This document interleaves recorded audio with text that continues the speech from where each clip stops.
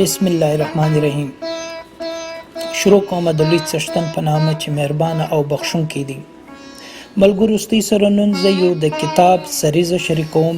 د دې کتاب نوم دی سیپینز، او سیپینز د خپل وخت ډیر مشهور کتاب دی چې بیسټ سیلر بوک په لیست کې راځي. دا کتاب باندې مختلفه او غټ خلکو خپل لاس شي دي او د دې کتاب تعریف کړی دی چې دا ډیر مستند او ډیر پر حقیقت مبني کتاب دی. همدا وجه ده چې په دې کې بیخي ډیر ریسرچ یعنی څېړنه شوې ده. دا کتاب لیکونکی نوها هراره نومیږي. نوها هراره یو ساینټیسټ دی چې د هیومن هیستوري یعنی د انسان تاریخ کې د خپل ډایرکټریټ ډیګري لري یعنی پی ایچ ډي کړې ده. نوها هراره په خپل کتاب کې د انسان څېړنه لږ داسې کوي. دی وایي انسان تاریخ، انسان څوک دی، انسان چش دی او انسان د کومه ځای رالی او تر اوسه وجود څنګه پاتې سو. بله برخه کې دی دا وایي که چیرې موږ خپل شاوخوا ته وګورو انواع حیوانان وجود لري، لکه الوتونکي حیوانان، وزر لرونکي حیوانان چې مختلف شکلو کې دي.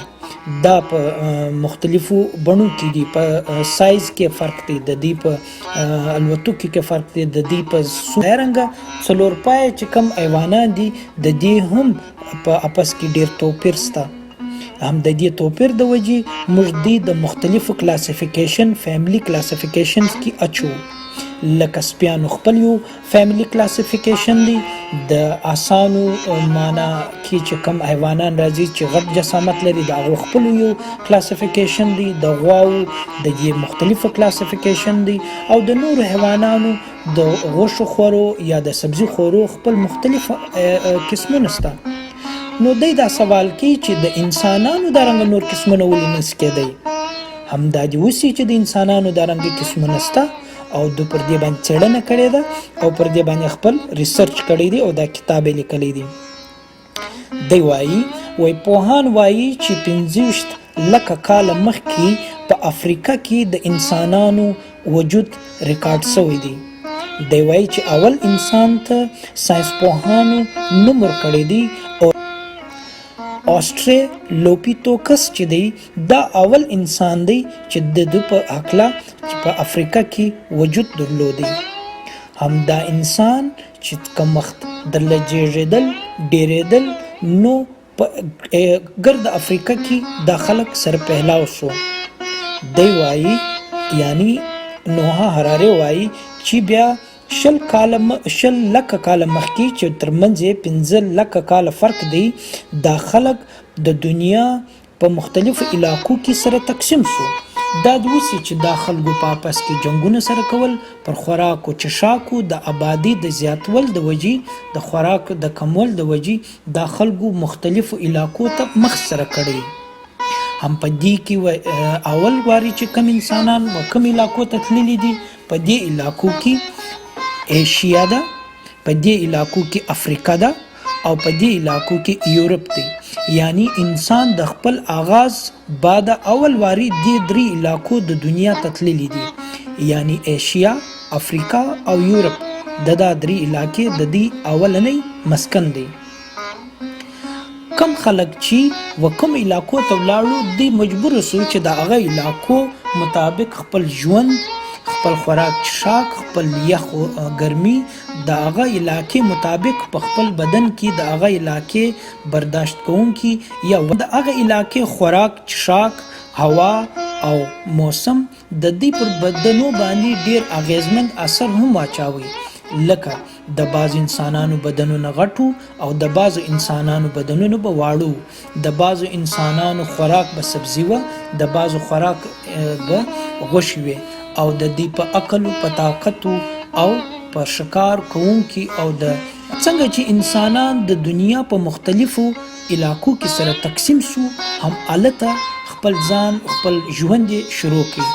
هم د دې ژوند سره دا خلک په هغه ځای کې پاتې شو او د وخت تیریدو سره چې اوس حاضر من کم ریسرچ پرو کو د دنیا ډیر داسې نسلونه دي چې هغه اوس وجود نه لري، خو بیا هم ساینس پوهان د دې انسانانو د وجود څېړنه کوي. د دې څېړنې په جواب کې نو چې کم قسمونه یا کم نسلونه انسانان دریافت شوي دي د هغو لږ فهرست دارنګه دی. نو لکه څنګه چې دا انسانان د دنیا په مختلفو علاقو کې سره تقسیم سو و دې انسانانو ته د انسانانو د مختلفو فرقو یا د مختلفو قبیلو نومونه ورکړول سو.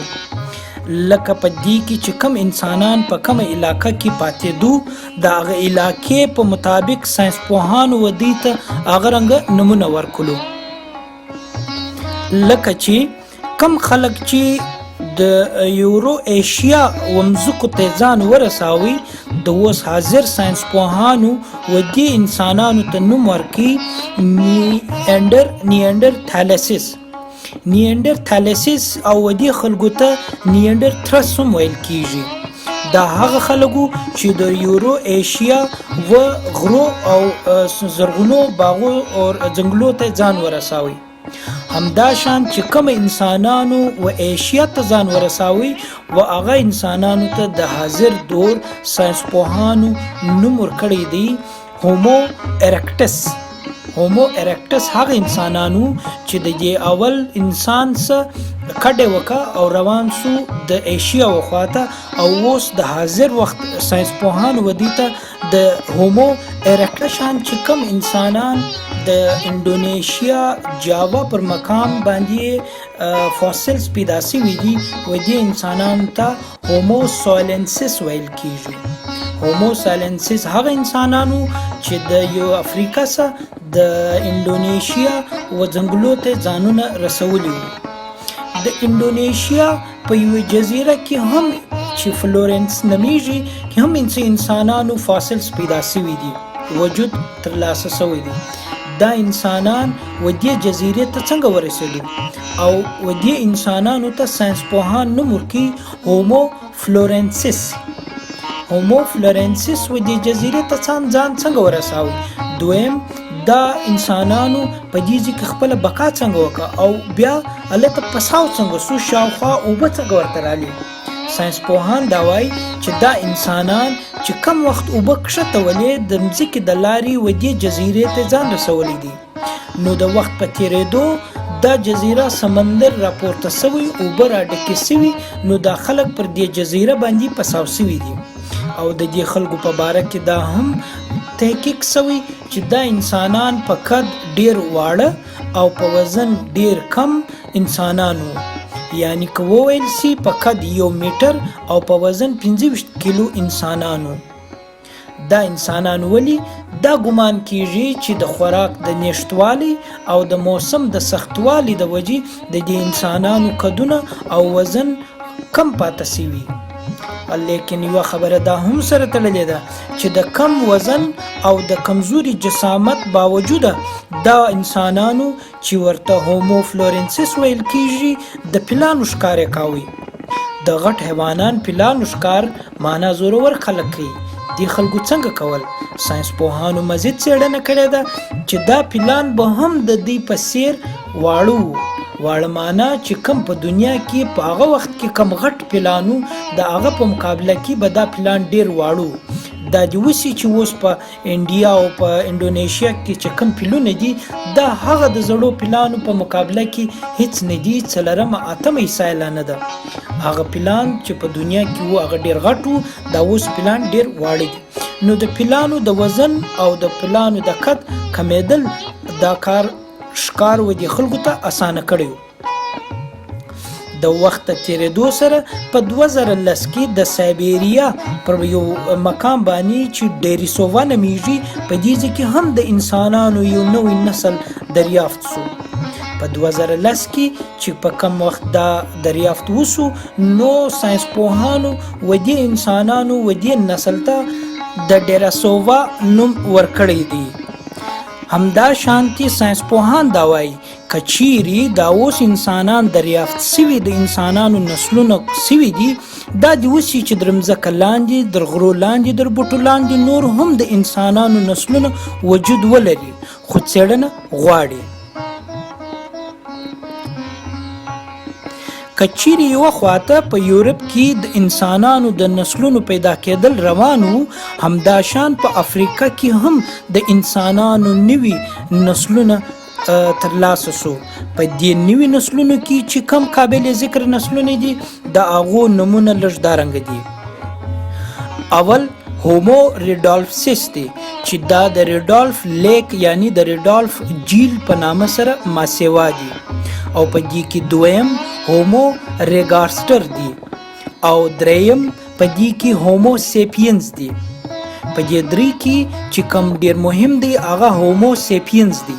هومو سیپینز چې اوس حاضر کم د انسانانو نسل دی و دې ته هومو سیپینز ویل کیږي. د دې درې مختلفه نسلو انسانانو ترمنځ مختلفه جسمانی، خوراکي او عادتي توپیرونه موجود وو. معنی دا انسانانو څه خوراک کاوه، څه صلاحیات درلودل، او څنګه خپل ژوند او نسل مخته وړي. لکه بعض خلک په ښکار کې ډیر پیاوړي وو، بعض خلک په اوبوبازي کې ډیر پیاوړي وو، بعض خلک د ګرمۍ د برداشت کوونکو کې ډیر ماهر وو. نو داسې هر نسل ول انسان خپل یو خصوصیت خامخا درلودي چې هغه د دې نور انسانانو سره مختلف ښکار کول. خو دا ټول انسانان هوموجینسیس وو. هوموجینسیس په دنیا کې وجود لرونکي ټول انسو جنس حیوانان چې کم دي. نوحه حراري مخته داسې په خپل کتاب کې څېړي چې د 100 کالو سراونی سي د 10,000 کال مخکې پوری چې کم انسانان په دنیا کې وجود درلودي دا څنګه ختم سول چې دا اوس مهال صرف یو انواع القسم انسان په دنیا کې وجود لري چې ورته هومو سیپینز وایي. دا نور انسانان څنګه ختم سول؟ د دې د ختمېدل وجوهات او محرکات څه شو؟ په دې باره کې دی وایي چې دوی نظریات پرتی دي. یوه نظریه دا ده چې انټر بریډینګ تیوري ده، او دویمه چې ده هغه ریپلیسمنت تیوري ده. اوله چې کومه تیوري ده انټر بریډینګ تیوري هغه لږ داسې شانتي ده. په کتاب کې نووا حراري وایي چې د انسانانو دا نسلونه ختمېدل وجوهات او محرکات څه شو؟ دی وایي لکه څنګه چې موږ تیر ذکر وکړي د مختلفو انواع النسل انسانانو ترمنځ مختلفه توپیرونه وو.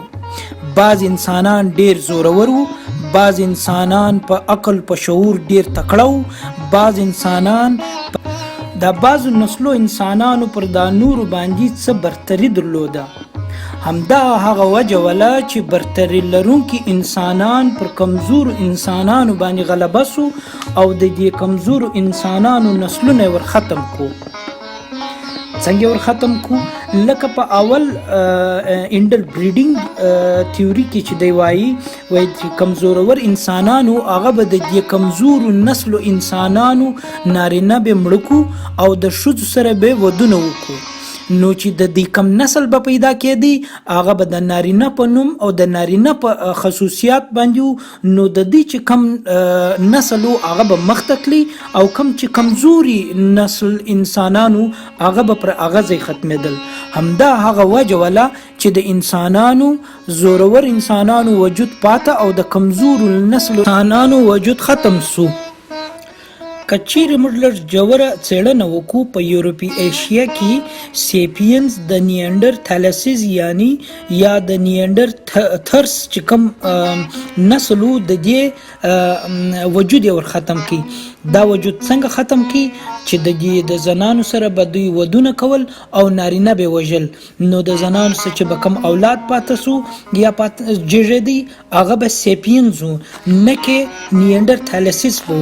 نو دا هغه وجوه چې د نیانډر تھالسیز وجود سیپینز ور ختم کی. همداشان په ایشیا کې سیپینز د ایرکټوس نسل ور ختم کی. ایرکټس هم دارنګ نسل ور ختم کی چې سیپینز پر پیاوړي وو. نو دی نارینه به وژل او د زنانو سره به ودونه کول او د زنانو چې کم مخته نسل بو هغه به بیا سیپینز وو، نه کې ایرکټس یا بیا نیانډرتھالسز یا نیانډرتھرس وو.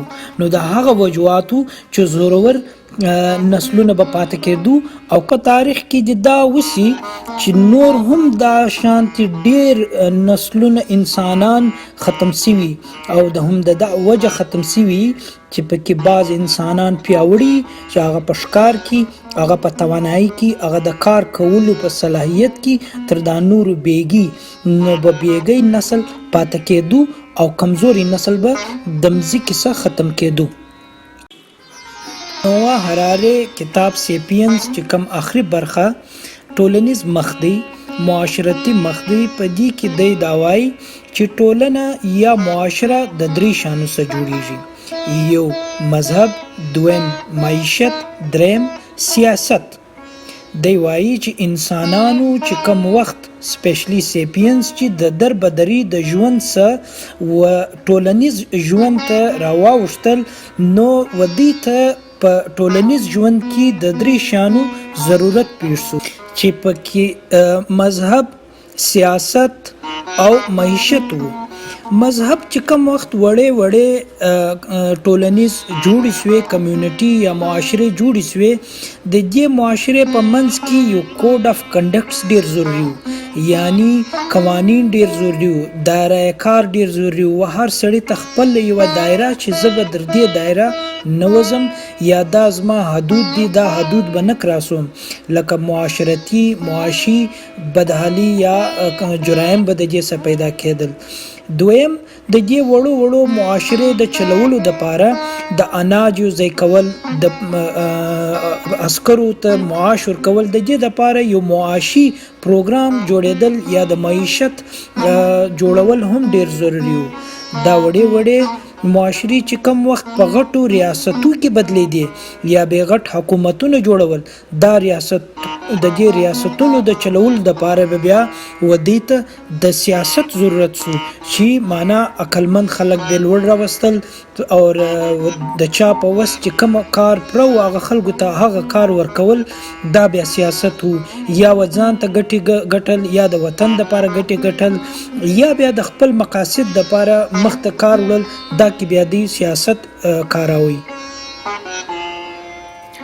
دا درې خصوصیات یو ریاست جوړي: د هغه خلکو ریاست چې ورلورته دي چې خوی بوی ورلورته وي، مګر دارنګه ریاستونه بیا د هغه معاشرو د پاره د هغه وړو ټولنیزو د پاره ډیره خطر وي چې هغه په تعداد کې کم وي او په طاقت او په علم او په هنر کې کم وي. دا غټي معاشره بیا هغه وړې معاشره وی خوري او زمې کې په ځان کې.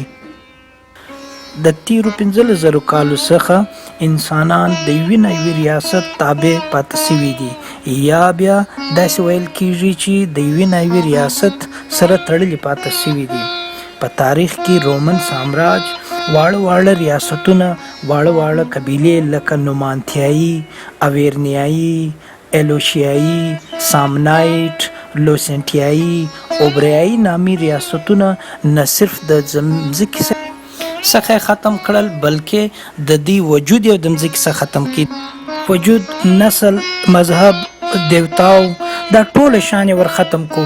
نو دا خلکو به بیا هغه ژبه ویل چې رومنو به ویل او دی به هغه کلتور کاوي چې رومنو به کاوي یا به دی هغه مذهب پیروي کوله چې کم مذهب د رومنو مذهب وو.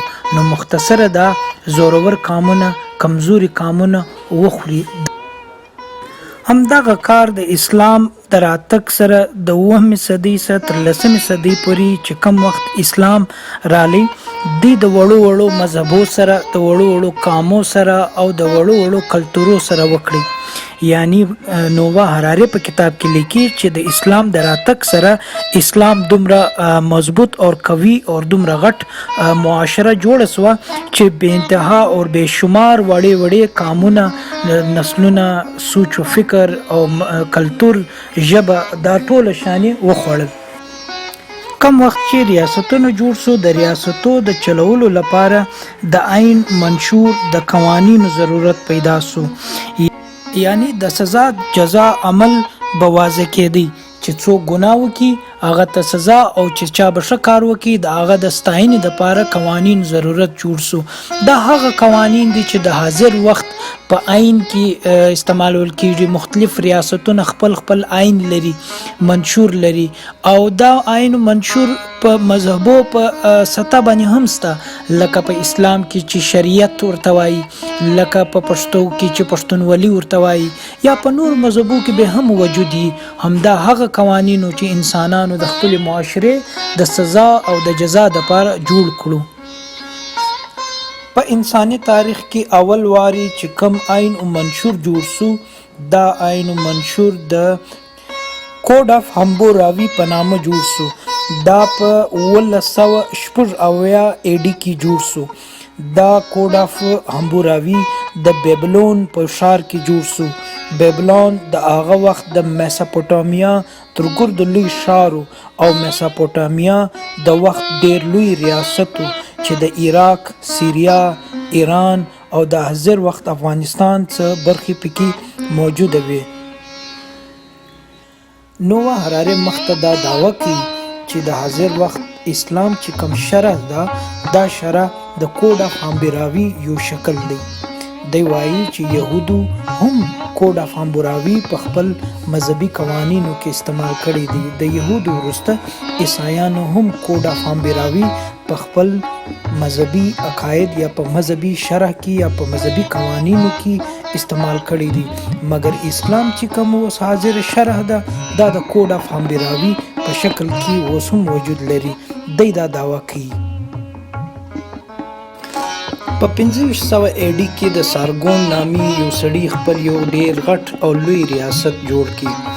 دا سارګون د میساپوټامیا د کوش نامي ښار څخه په خپل ریاست باندې شروع وکړه. سارګون میساپوټامیا وګټله او یورپ یې وګاټي. د یورپ د میساپوټامیا د ګټلو وروسته دا دعوه وکړه او د دنیا هغه اول سامراج دی چې دا دعوه کوله چې زه پر ټوله دنیا باندې حکومت کوم. د یورپ د یخو اوبو بیا تر ایران در ګرمو اوبو پورې پر نیمه دنیا باندې حکومت کاوه. سارګون یو مثالی حکومت جوړ کی، قانون سازی جوړ کا، یو حکومتداری جوړی کې اور ادارې جوړی کې.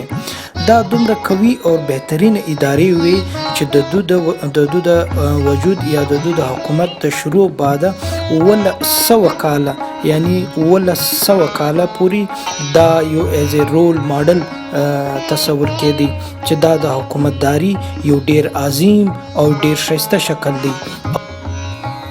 د سارګون سمخته دا سلسله په 1550 AD کې سایرس د ګریټ مخته ریاستی حکمرانی ویوړه. دا سایرس د ګریټ دا شعار ورکاوي چې موږ پر ولس باندې د ولس د فلاح او بهبود لپاره حکومت کو. د ریاستی حکمرانی دا سلسله الکساندر دغه وروسته رومنز، مسلم خلیفاګانو او د هندوستان د حکمرانانو چې وختن فوقتن پر هندوستان باندې حکمرانی کړي، دا خلکو هم د ریاستکاری یا د ریاست نظام هم پر دغه طریقه باندې وچلاوي. د ریاستی نظام دا طریقه مخته در ګردو غټه انګریزانو وچلول د لوی وخت لپاره. د انګریزانو سامراج هم پر دا طرز او طریقه او ډیر وخت وچلاوي. د سایرس رنګ ریاستی سامراج په چین او امریکا کې هم جوړ سو. هم پر دایا قوانینو باندې د خلکو خپل حکومتونه کول او پر ولس حکم رانی کول. سیم دایا طریقه دا وخت سره بیا په USSR او په امریکا کې هم وجود درلودي چې د اوس حاضر سوپر پاور په شکل کې وجود لري. نووا هراري د کتاب په دې اخري برخه کې وایي چې دا طرز سامراج دا ټول کړي د کوډ اف همبوراوي سره ملاویږي. همبوراوي هغه اول قانون، آئین، منشور، قانون سازی، حکمران سازی و چې وجود پیدا کی. نو د قانون سازی دا وجود تر اوسه پوری د دنیا په مختلفو حکومتو کې وجود لري او خلک یې کاروي پر ولسو باندې د حکمرانی د پاره.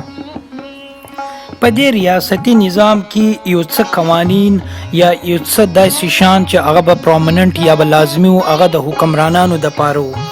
حکمرانان به په دې ریاستو کې مقدس تصور کېدل، یعنی مقدس داسې به وو چې دی به په جنت کې یعنی په آخرت کې به هم دی په جنت کې، او اوس پر دا اوس ژوند کې هم پر دو باندې دیوتا یا خدای یا بودا یا بل پر دو دومره مهربانه دی چې ودو ته دا مقام ورکړی دی. نو دی چې دی هغه به ډیر معزز په دې دنیا کې هم تصور کېدی او د هغه دنیا د دو د معززي به هم امید کېدی چې دی به په هغه دنیا کې هم ډیر محترم وي. د ریاست پر هر شي باندې که د دې مځکې سره وځي کې د دې مځکې پر سر ګرځېدونکي انسانانو سره کم مال متا ده، دا به ټوله زر زمین دا به د دې سامراج حق ولو، پر دې باندې به د سامراج حق، یعنی که په دې کې سامراج هر شی ستاسو غوښتلی وو ته به دا اختیار به دې نه درلودی چې تا به منع کړي وی چې دا شی زه به تا ته نه در کوم. یعنی مختصره ده د دو د بادشاهت په باونډریز کې چې هر شی ولو دا به د دو په خدمت کې حاضر و، پر دې باندې به دی ستا برابر شریک بو.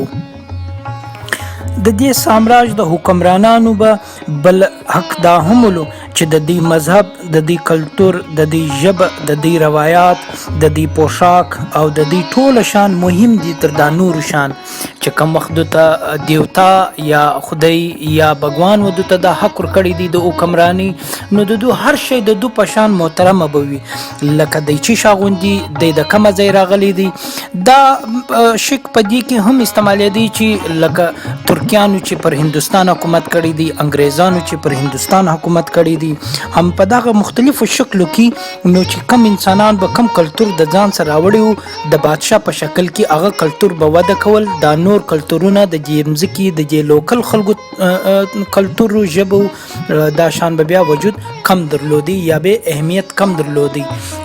لاحمل بهم دا و چې په دربار کې یا په سرکاري ادارو کې چې به کم کلتور یا کم پوشاک یا کم مذهب ته ترجیح ورکول کېده، نو به هر انسان کوشش کاوه چې د دربار سره د خپل کار د اخیستلو یا د انصاف د اخیستلو یا د هغه ته ځان نږدې کولو کې چې کم شان د درباریان یا د دربار د انتظامیه به خوښ وو، هماغه کلتور او هغه رواج او یا به هغه پوشاک او یا به هغه مذهب پر مخ وړي چې د ریاست څخه خپلې ګټې واخلي او ریاست خپل وفاداری ومني.